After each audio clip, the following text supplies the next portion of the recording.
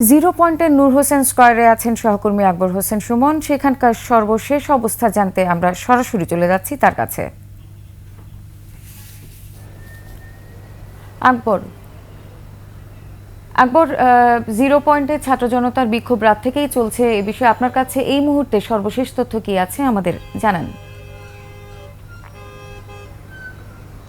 Lima, গত রাত থেকেই মূলত এখানে এই জিরো পয়েন্টে অবস্থান নিয়েছে বৈষম্য বিরোধী ছাত্র আন্দোলন সহ বিভিন্ন রাজনৈতিক দলের নেতাকর্মী। অর্থাৎ জানেন যে গতকালকে আওয়ামী লীগের ভেরিফাইড ফেসবুক পেজে তারা কিছু মানে কর্মসূচির ঘোষণা দিয়েছে যে আসলে শহীদ নূর হোসেন দিবসকে কেন্দ্র করে এই গুলিস্তানের নূর হোসেন চত্বরে তারা অবস্থান নেবেন এবং এখানে তারা জমায়েত হবেন। সেই জমায়েতকে কেন্দ্র করে মূলত নানা সংগঠন, বিভিন্ন সংগঠন, ছাত্র সংগঠন থেকে শুরু করে তারা প্রত্যেকে এটি প্রতিহত করার জন্য মূলত এই জিরো পয়েন্টে এসে রাতে অবস্থান নিয়েছে।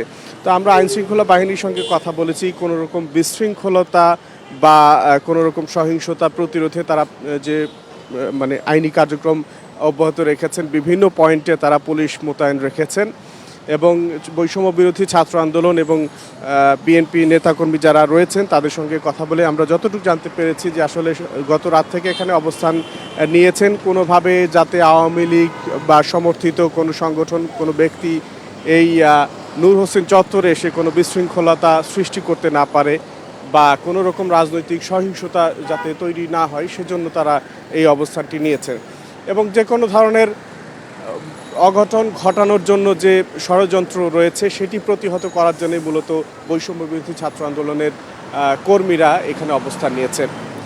Double million offer Walton fridge কিনে পেতে পারেন 20 লক্ষ টাকা, রয়েছে কোটি কোটি টাকার নিশ্চিত উপহার। তো লিমা, আমার কাছে এই ছিল নূর হোসেন চত্বর থেকে সর্বশেষ। আকবর, আপনাকে ধন্যবাদ।